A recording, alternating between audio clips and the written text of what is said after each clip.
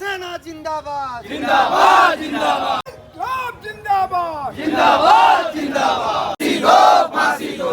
यह अत्याचार नहीं चले। मिर्जापुर जिले के कछवा थाना क्षेत्र के अंतर्गत एक ऐसी घटना जो हमने पहले भी आपको रूबरू करा चुके हैं कि एक दलित बच्चे को, मात्र उसकी 10 साल उम्र होती है, और जो सूर्या उपाध्याय होता है उसको किस तरह से मारता है।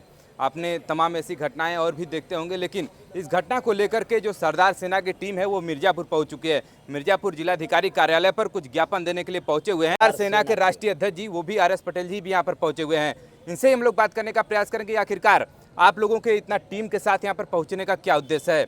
सबसे पहले आप उस परिवार से भी मिलकर आए हैं, क्या मामला, आपको क्या मामला लगा है? सबसे पहले आप पत्रकार साथी का धन्यवाद, क्योंकि एक तरफ गोदी मीडिया है और एक तरफ आज़ाद भारत के स्वतंत्र मीडिया आप लोग हैं, जो इस समाज की, दलित पिछड़ों की और समुदाय की आवाज़ उठाते हैं। आपका आभार। अभी आप परिवार से मिलकर के आए हैं, आप लोगों को क्या लगा है जिस तरीके से 10 साल के बच्चे को इस तरह से मौत के घाट उतार देना, और भी उसके पीछे और भी तमाम चीज़ें और भी बताई जा रही है, लेकिन पोस्टमार्टम रिपोर्ट आने के बाद ही वो चीज़ें निकल के आएंगी कि उसके साथ कुछ गलत कृत्य भी किया गया था।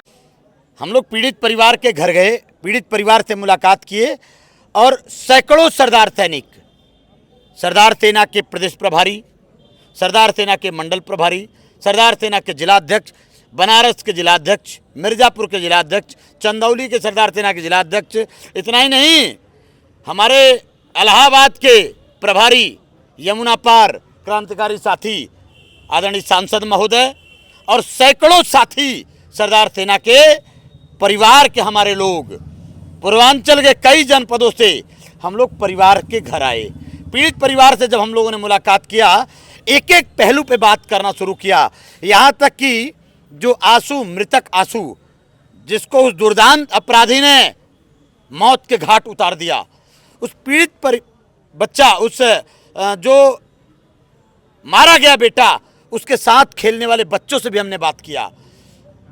हम इस बात का भी विरोध करने आए हैं कि मिर्जापुर SP की जो बाइट थी, जो उन्होंने बयान दिया कि नहीं, वो जो आशु था उसने एक कंकड़ मारा था सूर्या उपाध्याय को, इस आक्रोश में उसने हत्या किया। यह बात सरेसर दलित पिछड़ों को बेवकूफ़ बनाने का विषय है। यह बात पिछड़े दलित समाज के आंसू की जो हत्या हुई, उस हत्या पर सीधे न्याय देने के बजाय उसको इधर उधर भटकाने का विषय है। असल में SP महोदय सरकार के नुमाइंदे हैं और सरकार में योगी बाबा हैं। कहने को तो बाबा हैं, मुझे लगता कम है कि संतगिरी उनके अंदर है, मुझे लगता बहुत कम है, क्योंकि संत को तो न्यायप्रिय हमने सुना है, उनके नुमाइंदे भी योगी बाबा के इशारे पे बात करते हैं। तो SP मिर्जापुर ने क्या किया, जो बाइट दिया वह पूरी सत्य से बिल्कुल परे है, पूरी झूठ और मनगढ़ंत बाइट है उनकी। हम उसका भी विरोध करते हैं।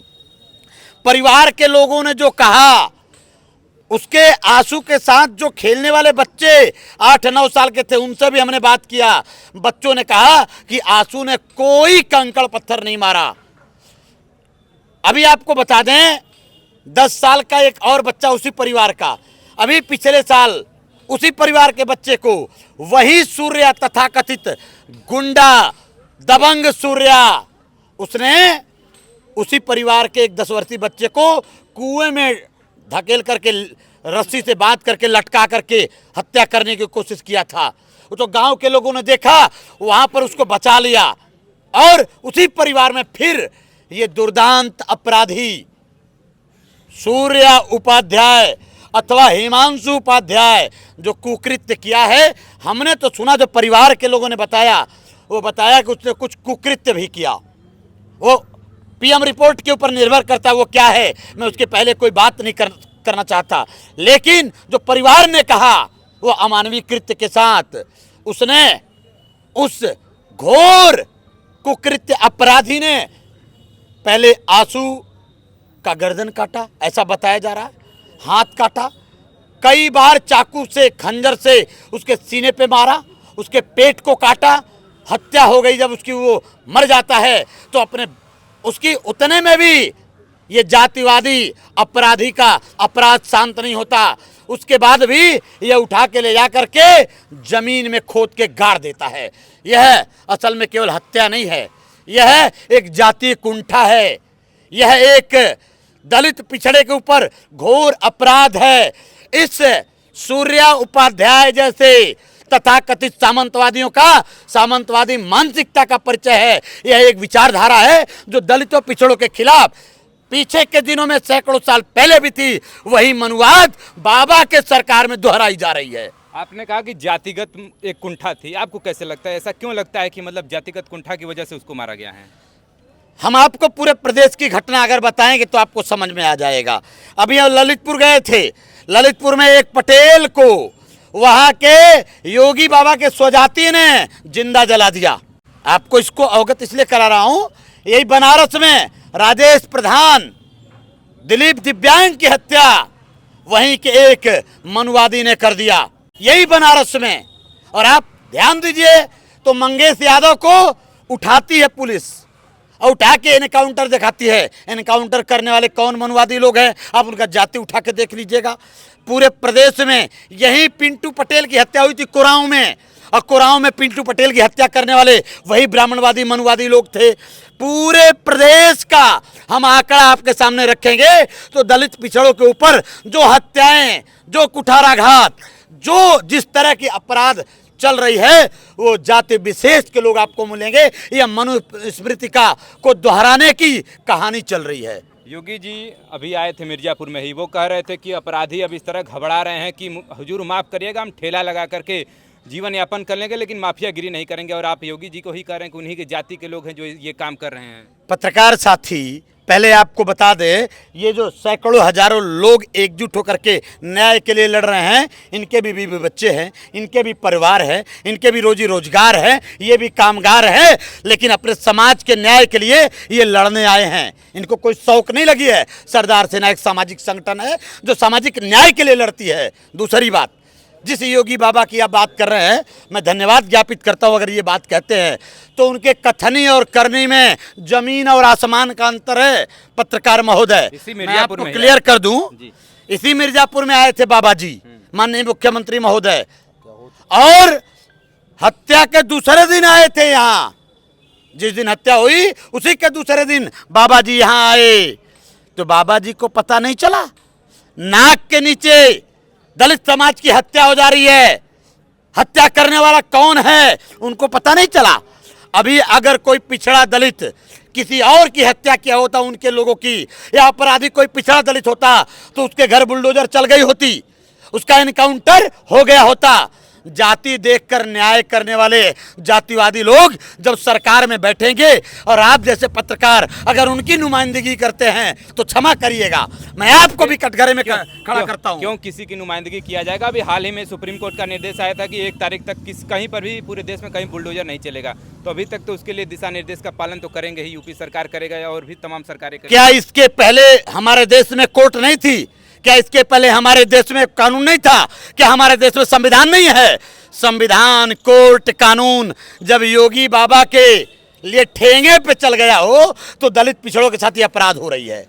चलिए, ये तो बातें रहे उस केस को लेकर के, जो मिर्जापुर का ये कछवा थाना क्षेत्र के अंतर्गत जो मामला था आशु भारती का। अब इसके लिए आप लोग क्या कर रहे हैं? मतलब यहाँ पर डीएम महोदया क्या हैं, मतलब किस तरह का ज्ञापन सौंप रहे हैं, क्या मांगे हैं आप लोग? देखिए, डीएम महोदया के यहाँ हम सैकड़ों लोग जो आए हैं, ये 5 प्रमुख मुद्दों को परिवार से मिलकर तब हम लोग यहाँ आए हैं। 5 प्रमुख मांग लेकर आए हैं और डीएम महोदया और जिला प्रशासन को इस बात का आपके माध्यम से खुली बात रख करके जाना चाह रहा हूँ। ये बात पहली बात कहकर 5 सूत्री मांग है। 5 सूत्री मांग में पहला मांग है कि पीड़ित परिवार को तत्काल सुरक्षा दिया जाए, पक्की सुरक्षा, सरकारी सुरक्षा, और पीड़ित परिवार को डीएम महोदया पूरे पीड़ित परिवार को शस्त्र लाइसेंस दें। दूसरा मांग है 50 लाख रुपए का तत्काल मुआवजा सरकार के माध्यम से घोषित करें डीएम महोदया, आर्थिक मदद। तीसरा मांग है कि उस परिवार में एक सरकारी नौकरी कम से कम डीएम महोदया के द्वारा घोषित किया जाए। चौथा मांग है 1 एकड़ खेती योग्य जमीन डीएम महोदया तत्काल आवंटित करने की कोशिश करें।